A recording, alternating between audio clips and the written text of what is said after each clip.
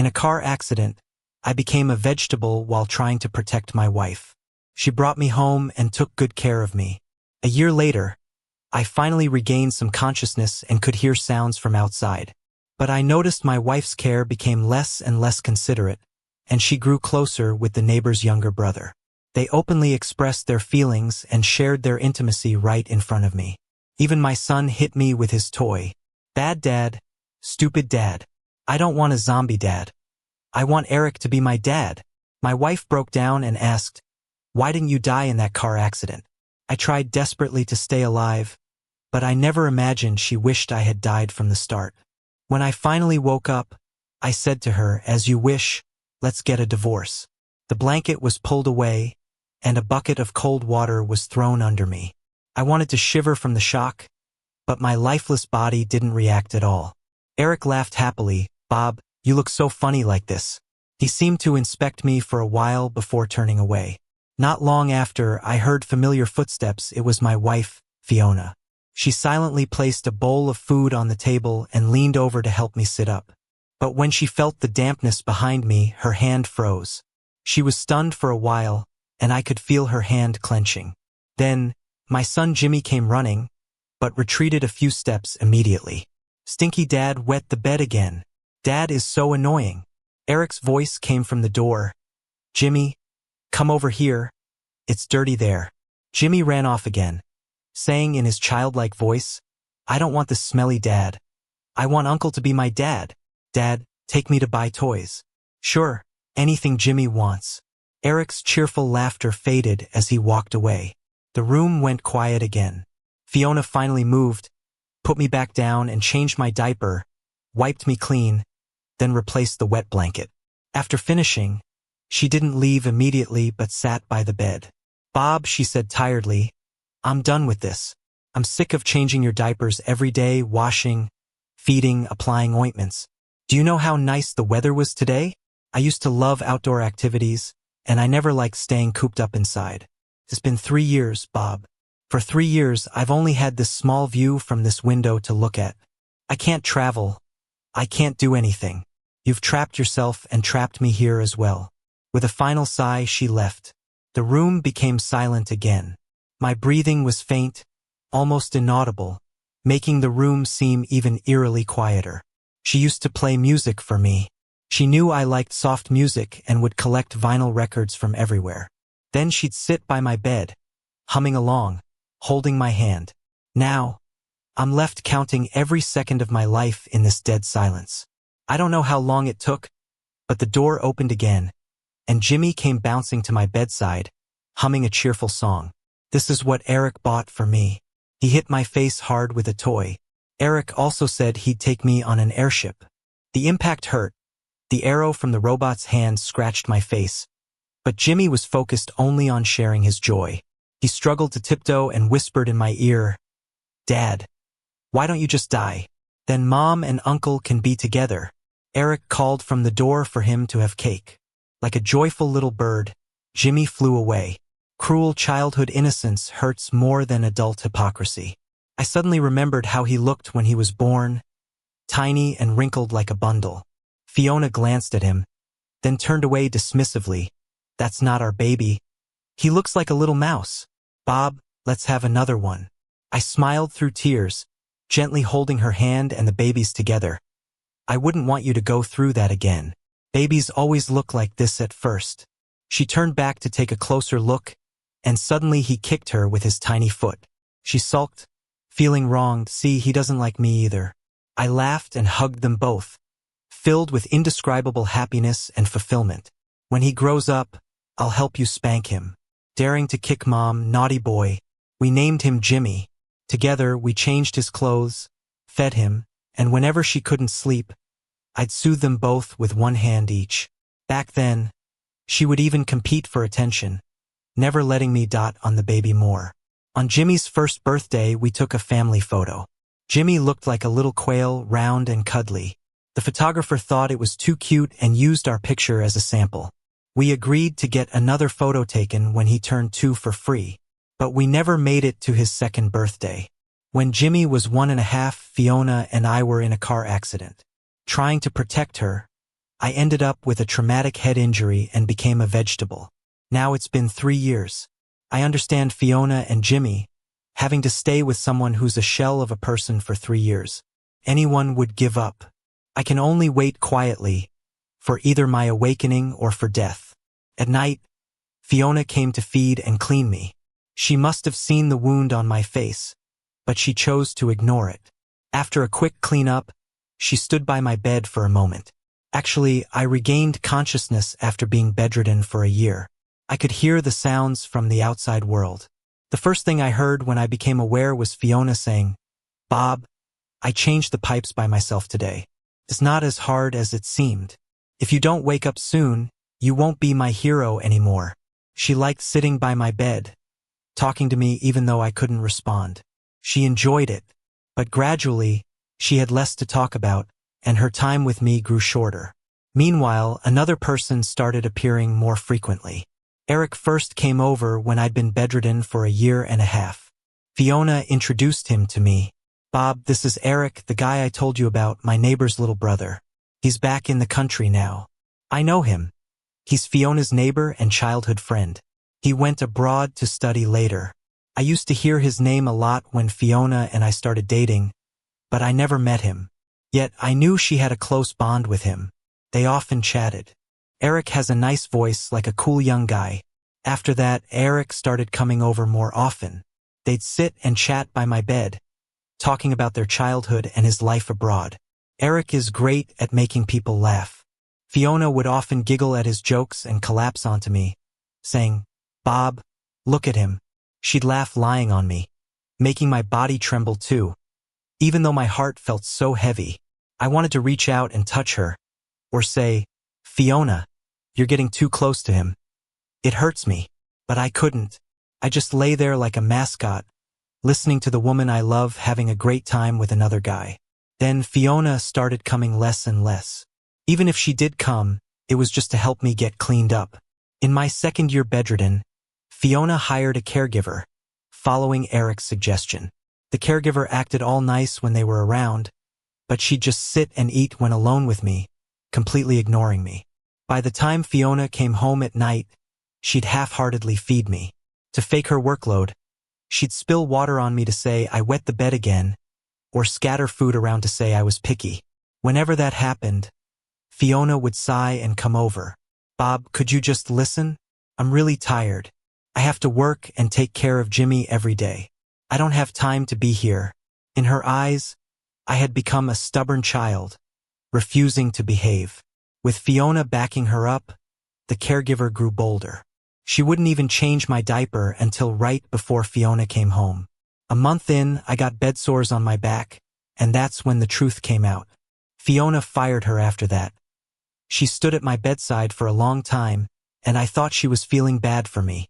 But after a while, she said, "Bob, what am I supposed to do? Are you going to trap me like this forever?" At that moment, guilt, shame, confusion, disappointment, and despair hit me all at once. I wished my fingers could move so I could strangle myself. I had become her burden, a tied-down weight she couldn't let go. The phone rang, pulling me out of my thoughts. Fiona picked it up. She never hid what she was saying from me. I overheard them inviting Fiona to a birthday party. She hesitated, and then laughter burst from the other end. Amidst the chatter, someone joked, "Why not just bring over your little plant?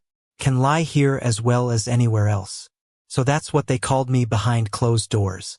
Fiona didn't say anything to defend me. Then someone else suggested, "Isn't Eric's birthday tomorrow? Fiona, you should join us. You and Eric are so close." "Yeah, didn't you get him a gift?" Fiona hesitated for what felt like an eternity to me. She'd never left me overnight alone before. She must know how dangerous that could be for someone in my condition. Yet she agreed. Okay. She hung up and stood silently by my bed, probably wanting to explain herself, but said nothing. Instead, she patted my cushions with 4 layers, then left. After laying there for 3 years, I had wasted away to skin and bones, and those cushions were painfully uncomfortable. But I understood that I should just be quiet and not cause trouble like a real plant. I don't know how much time passed, but it felt like it should have been morning. Suddenly, there was the sound of chaotic footsteps in the hallway, and my room door slammed open. Fiona, reeking of alcohol, collapsed onto me. The pain of that moment was breath-stealing. As my mind cleared, I realized her hand was clutching the collar of my pajamas so tightly, it felt like she might choke me. Ha ha ha, you're sleeping so soundly. 3 years, and you're not done sleeping yet. Her yelling pounded in my ears as her nails dug into my skin.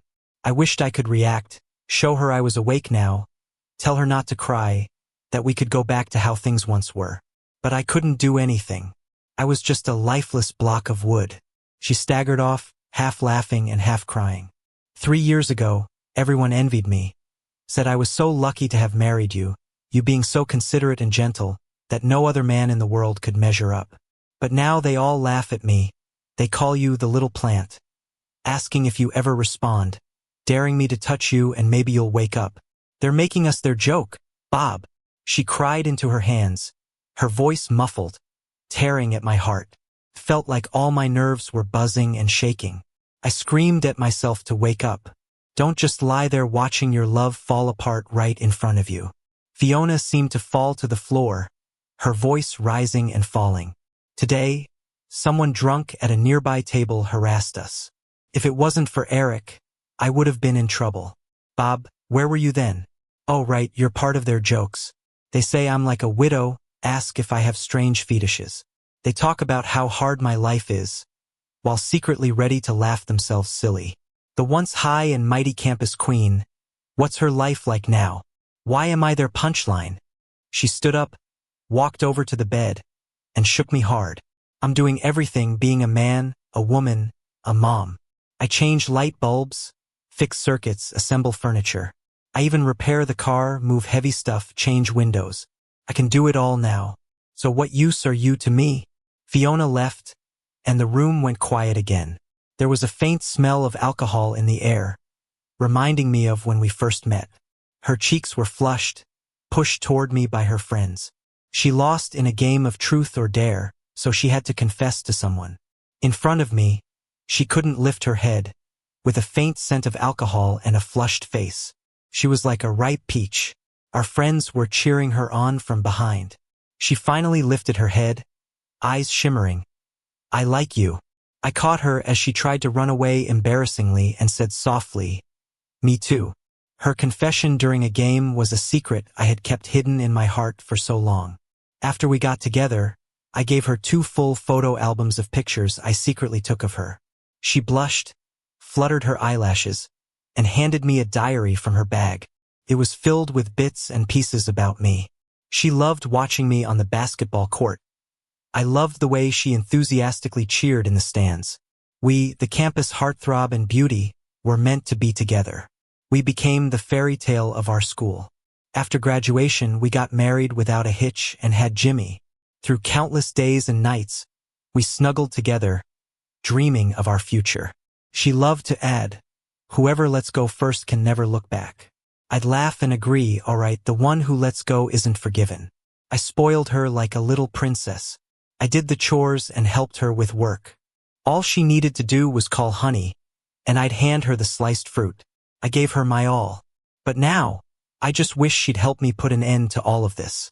In the morning, my son ran in, his little fist landing heavily on my stomach. Humph. Smelly daddy. Bad daddy, you made mommy cry again. I listened numbly as the pain in my chest felt like dandelions scattering softly everywhere. He said today was his 4th birthday, and he wanted to go to the amusement park with Eric. They were the real family. I knew Fiona was standing at the door. I could smell her scent. Jimmy ran off.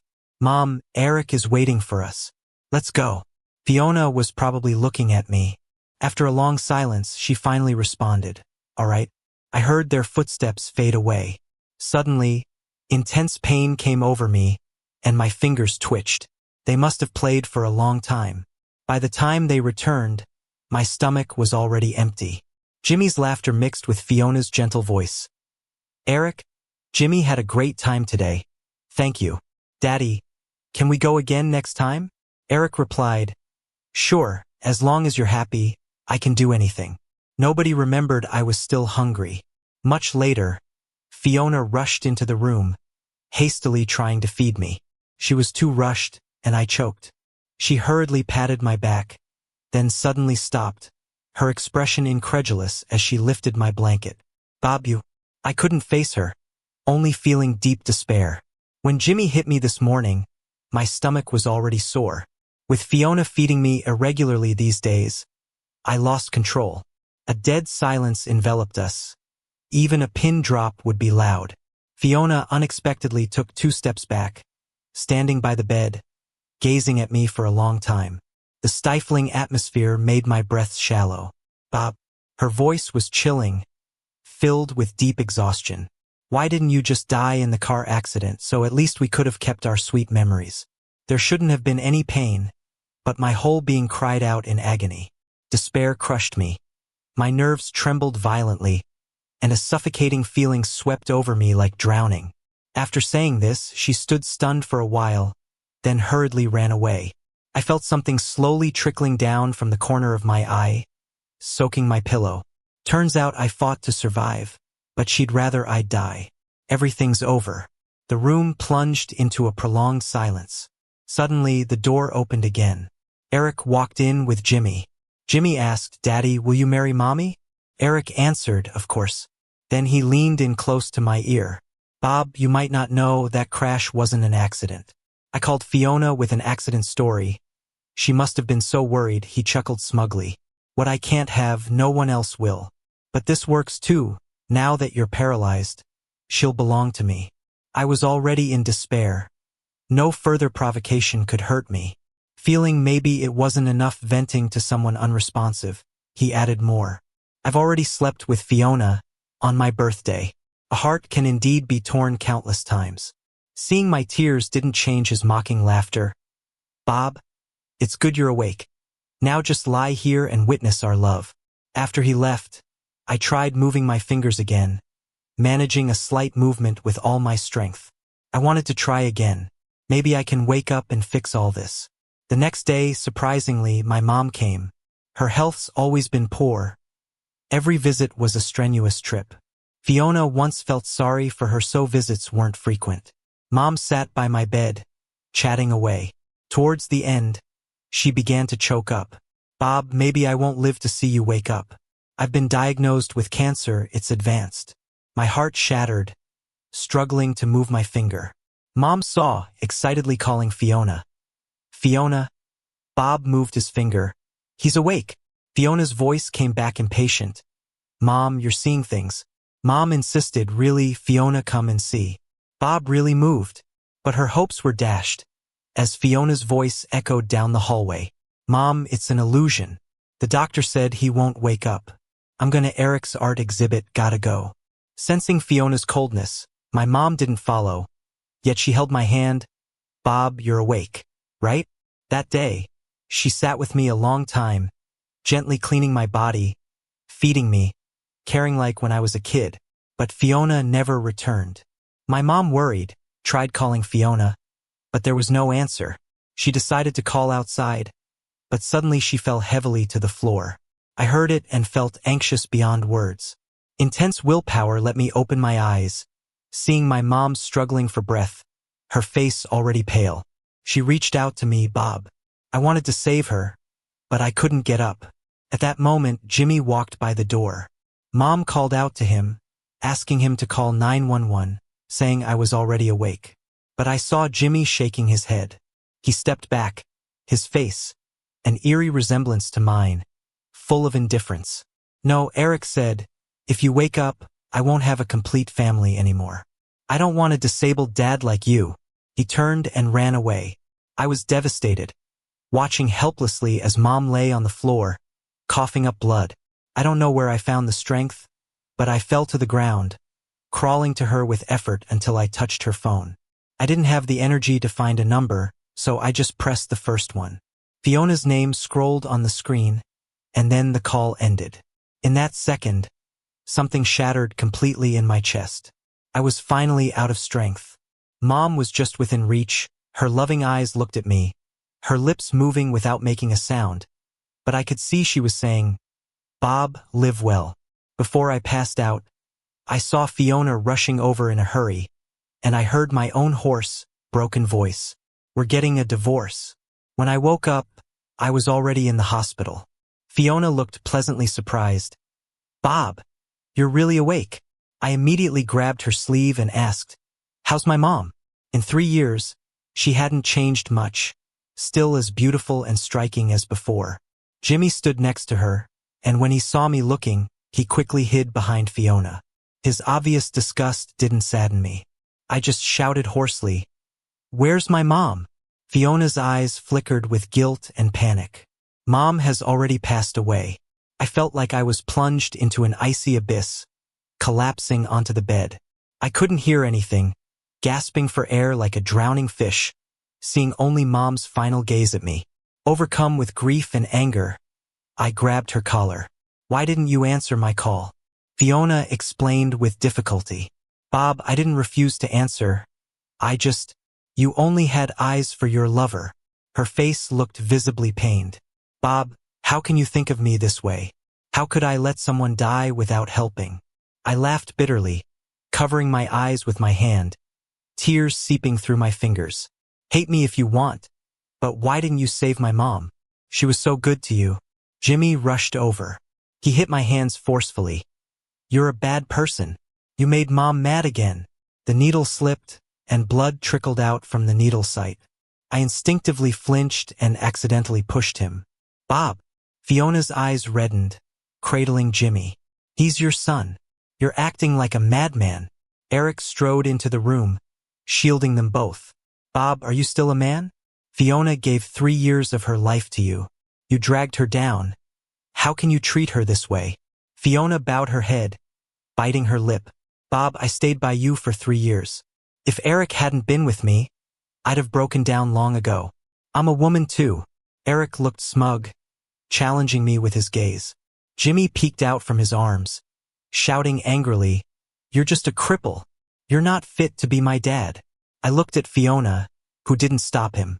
After a brief silence, I spoke numbly. Let's get a divorce. I give you my blessing. Fiona froze on the spot.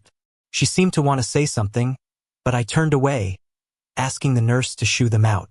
With the room now quiet, I finally let myself cry openly. Later, the nurse told me it was the neighbor who saw Jimmy run out and called the police. They were the ones who informed Fiona to come home. So ironic. A stranger could show me kindness, but my wife, she took away my mom's chance to survive. Mom's funeral was scheduled for 3 days later. I couldn't stand, so I asked a nurse to take me. Fiona came by a few times, but I refused to see her. I couldn't forgive her, just like I couldn't forgive myself. Midway through the funeral, Fiona came, pulling Jimmy along, asking him to pay respects to Grandma. Jimmy refused, clinging to Fiona, crying out, I want Eric. I don't want this dad. He's ugly and crippled. I don't want him. Mom, Eric is waiting outside for us to go eat. The audience erupted into whispers, their eyes full of ridicule and pity. I remained still, quietly adjusting the blanket over Mom. Fiona approached, hesitating. Bob, I didn't teach him to say those things. Get out. Fiona's face turned pale. Beside her, seeing his mom upset, Jimmy reached out and toppled my wheelchair. I fell from it. Fiona rushed to help me, but I knocked her hand away, struggling back onto my chair, facing her pale face. Leave this place. I stammered through my words, and Jimmy, full of disdain, said, Stutterer, so stupid. Smack. I slapped him. Jimmy froze, then burst into tears in Fiona's arms. Fiona held back, saying, Why are you mad at a child? Jimmy just isn't close to you. You've been asleep for 3 years. Of course, closer to Eric, right? I looked at her coldly. Kids don't get it. Do adults not get it either? Did he come up with those words on his own? Fiona's face turned progressively paler. She opened her mouth, but seeing my knowing eyes, she hesitated. After a while, muttering, Bob, there's nothing between me and Eric. The next second, Eric walked in. He was holding Jimmy's toy. In such a serious moment, he smiled and said to Jimmy, Jimmy, guess what I bought? Jimmy immediately rushed over happily. It's Tiga. Mom, let's go eat. I don't want to stay here. I gave a self-deprecating smile and looked at Fiona's panicked and anxious face. I called security and had all three of them escorted out. Fiona struggled and shouted to me, Bob, let me bow to Mom one more time. No need. Mom only needs me. After the funeral, I reached out to my friend Mike. I had nowhere to go and could only stay at his place for the time being. Mike was my college roommate and buddy, and also a witness to my love story with Fiona. Seeing how things had unfolded, he also felt a bit sorry. I didn't have a phone, just Mom's. I texted Fiona to set a date for the divorce. Fiona called me directly. Bob, let's talk. I can explain what Mom said. I cut her off. After the divorce, Jimmy will be with you. The house is also yours, as payment for 3 years of caregiving. Fiona fell silent, her voice trembling. What do you mean? I was willingly doing it for 3 years. It doesn't matter anymore. Jimmy loves his new dad, so I wish you guys a happy family of 3. Please don't bother me again. Though you might be disappointed, I'm not dead. I'm alive. There was dead silence from the other end. Then I heard her softly weeping. It seemed like she wanted to say something, but I hung up. She didn't owe me anything. If there's anything she owes, it's not picking up that phone call. 3 years of her youth. I know what it means to a woman, so I don't intend to hate her. I had Mike help me get a new SIM card. My mom left me some money, which I used for rehab. The painful rehab every day made me forget all the messy things, and my mind completely cleared. Mike had a company, dealing with aid for the elderly, which matched my previous major. In my spare time, I helped him handle some business matters. Before I knew it, the day for the divorce arrived. Early in the morning, Mike drove me to the entrance of the Civil Affairs Bureau. I got out of the car, leaning on my crutch, and walked to the front door. Fiona was already there, her back to me, lost in thought. In the distance, there was a car parked, probably Eric's. Hearing something, she turned around. She had lost weight, her eyes had dark circles, and she looked mentally unwell. She looked at me from head to toe, staring at my crutch. Are you okay? I nodded, glanced at the time. It's open. Let's go in. I lifted my foot to go in first, but Fiona didn't follow. I looked at her suspiciously. Fiona walked over, hesitant yet anxious. Bob, the day Mom got sick, Fiona, don't force me to hate you, okay? She shuddered, her eyes widening. I turned around and looked at this face that had been my companion for 8 years. Actually, I could hear from the first year. I looked at her disbelieving eyes and continued, You brought Eric in front of me, you let Jimmy call him Dad, you celebrated birthdays with them, you whispered secrets when you were drunk. I know all of it, including your wish for me to die. Enough! She covered her ears, her face as pale as a sheet, collapsing weakly. But I don't blame you. It's normal to have doubts when faced with a beloved who might never wake up. But Fiona, we can't go back. We were separated by Eric, by Mom, by your curse. We can't go back. The day after the divorce, Mike flew with me to France, a country where romance floats in the air. Mike had a branch office here and needed a trusted person to manage it. I put my heart and soul into work. Every night, I worked until the early hours. At 5 in the morning, I got up to continue working, trying to make up for the 3 lost years and reconnect with the world. My body was recovering bit by bit. Though on countless nights, the muscle pain made it hard to sleep, I was happy. It meant my body was getting back to normal. A year later, the company's business tripled with my efforts, and performance soared every month.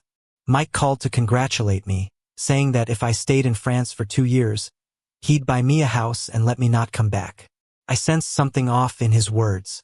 He hesitated, don't know if it's okay to say, but 6 months ago, Fiona married Eric.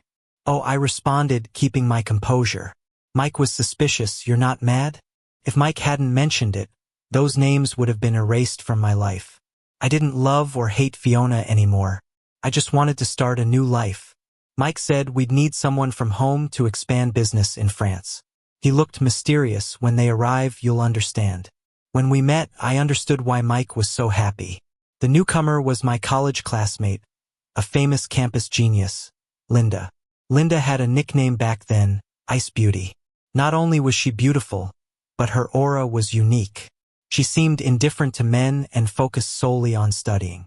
We had crossed paths a few times. Once, I helped her with a presentation until late, and to thank me, she bought me a cup of milk tea and that was it. Years later, her aura was even more striking. I invited her to dinner. She didn't mind my leg, only discussed business seriously. After dinner, standing up, she discreetly moved her hand to support me from behind. I felt warm, touched by her thoughtfulness. Linda had just arrived in France and wasn't familiar with the area, so I offered to drive her to her place. As we got to the car, a surprised voice called out, "Bob, it's been a year since I last saw Fiona, and she seems thinner than before." Standing on the streets of France, she gave me this surreal feeling. Fiona hurried over to me, her eyes full of emotions I couldn't quite read. "I heard someone saw you in France, so I thought I'd try my luck.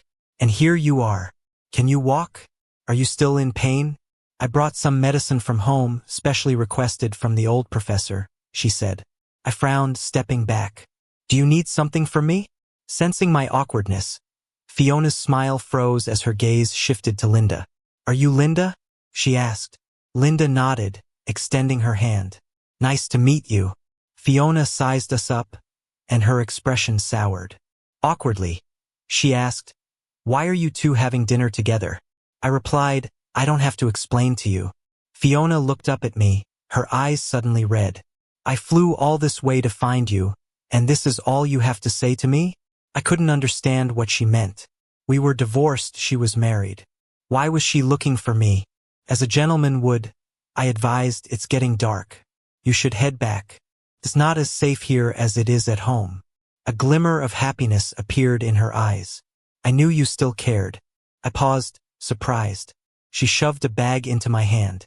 "Take the medicine as directed. I'll come find you tomorrow." With that, she waved and ran off before I could respond. I looked down at the bag of medicine, noticing Linda eyeing me curiously. Confused, I glanced over. She cleared her throat awkwardly and asked, "Bob, do you still have feelings for her?" I chuckled and shook my head. "No, of course not." She made no sound, then grabbed the bag from my hand and tossed it into the trash. "Well, I'll take care of this junk for you from now on." Somehow, Fiona got a hold of my phone number.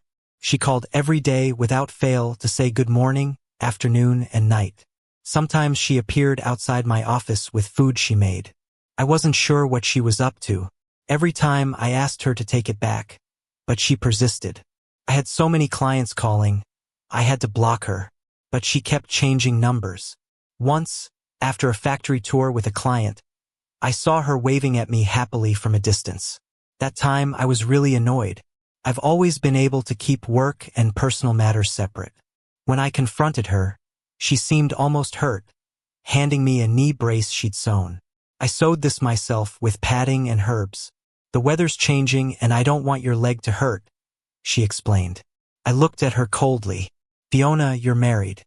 Or do you enjoy sneaking around? With Eric with me?" Her face went white. "No, Bob, it's not like that. I'd never think of you, I'd never see you like that." "Then what do you want?" She was speechless, like she herself didn't even know. Linda called for me from afar. As I turned to go, Fiona grabbed my arm. "Are you with Linda?" I pulled my hand away, annoyed. "We're just colleagues. Anyway, I'm going to get married eventually. None of this concerns you." She wavered like a leaf in the wind. "You know she has feelings for you, don't you?" I laughed in disbelief. "Fiona, there's more to this world than just love.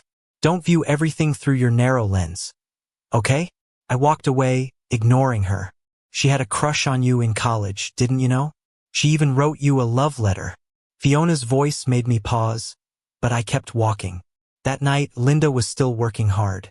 I was distracted, replaying Fiona's words in my head. Did Linda really have a crush on me? A love letter? While I was lost in thought, Linda placed a hot cup of coffee in front of me, with her usual cool demeanor. "Take a break. You've been on your feet all day, your leg might start hurting." I suddenly remembered how caring Linda had been these past weeks, under her cool exterior. She took care of a lot of fieldwork for me, eased my workload, handled tough clients, and always arrived before me with a hot coffee. The room was always a comfortable temperature with the chair perfectly adjusted. Linda's ears turned red under my lingering gaze. I paused, my heart unexpectedly fluttering. The next day, it indeed started raining. The ache rolled in right on cue, and I sighed silently, rubbing my painful joints. Just as I reached for painkillers, my phone rang. It was an unfamiliar number. I hesitated, then picked up. Bob, it's raining. Maybe don't go into the office today? Could you tell me your address? I made some bone broth. I was caught off guard. A mix of frustration and helplessness. Fiona, why are you still here? Why haven't you gone back home? The line was silent for a while. Just as I was about to hang up, her voice came, choked with emotion. You're still mad at me, aren't you? Rubbing my forehead, I replied, I'm not mad at you. But I don't love you anymore, Fiona. You're married. You are mad. Mad at me for being with Eric, for cursing you, for not answering Mom's call. Bob, I know I was wrong, but it was 3 years I was lost. I needed someone to lean on. It wasn't me who hung up on your mom. It was Eric. I cut her off sharply. My mom was off limits. Enough. I don't want to hear it. Fiona sobbed. Can people never be forgiven for making one mistake? I did cheat and I regret it. Every day married to Eric, I regret it. I don't love him. I just saw him as a lifeline. I hung up the phone and blocked her again. I don't want to hear her late apologies. Whether they're doing good or not has nothing to do with me anymore. I tidied up a bit, but still headed downstairs. As I stepped out, there was Linda standing there with an umbrella. She silently handed it to me, then bent down to strap a heavy knee brace on my leg. When she finished, she gave me a hand warmer and said, I'll get the car. Wait for me. She's always been like that, quiet, letting her actions speak for her. I watched her shielding her head from the rain, and in that moment, a surge of emotion hit my chest. I ran out after her, covering her with the umbrella. Let me drive, I smiled at her. Let me be the gentleman for once. Linda was taken aback, and her surprised look was kinda cute. I pulled the car up in front of her and opened the door. Ladies first, I said. She stood there, slightly dazed, as a wave of warmth crept up from her ear to her cheek. In that second, I knew I was done for. I thought after that day, Fiona would realize and stop bothering me, but I was too optimistic. She posed as a client and asked to meet up. At the cafe, she looked haggard. Facing my cold questioning, she laughed bitterly. Bob, I know he told you everything. Yes, it was his call the day of the accident. He said he got into a crash and I rushed out in a panic, leading to the accident. Later, I found out he only sprained his leg. I know he bullied you while you were unconscious. I let Jimmy call him Dad because Jimmy said kids at daycare laughed at him for not having a dad. I gave in to temptation and got with him because I needed someone. The nights were so long, and you seemed like you'd never wake up. I didn't know how long I'd have to wait. Sometimes I'd clean you up and wonder, is the skinny man my Bob? Is your soul really in there? I listened quietly, feeling nothing. Fiona, I interrupted her. I said I don't blame you, but we can't go back. Why can't we? She stood up, shaking out the contents of her bag. Our photos, anniversary pictures of the three of us, gifts I'd bought her, good luck charms we sought together. They spilled out. How can you be so heartless? You left all our memories behind and just left me there. We've been together 8 years. I don't believe you don't love me anymore. She reached for me, but a hand smacked hers away. Linda stepped between us, a bit out of breath, clearly having rushed. I checked the client info and felt something was off, so I came. Are you okay? I shook my head and smiled gently at her. I'm fine. Fiona broke down suddenly. You said you were just colleagues? You clearly like her. Lover's eyes don't lie, Bob. You're cheating. Falling for another woman. People around us started looking over, some even pulling out their phones to record. Just as I was about to explain to avoid affecting the company's future reputation, it was Linda who spoke first. It's me who likes him. I'm pursuing him. Fiona, you and Bob are already divorced, and you were the one who cheated first. I'm not as forgiving as Bob. If you continue to slander him, I'll sue you." Fiona froze, and she looked at me, maybe hoping I'd help her. But I just looked at Linda. "Thank you, Linda. I'll handle the rest." Linda blushed and quietly stepped back behind me. I turned to Fiona. "Fiona, I exchanged 3 years of being bedridden for your life in that car accident. You paid me back with 3 years of your life. We owe each other nothing now. Let's not meet again. If you continue to pester—" I gently held Linda's hand. "My girlfriend doesn't tolerate much. I might not be able to stop her." Linda's hand went from soft to tense, then back to soft. She carefully held mine, her voice cool and composed.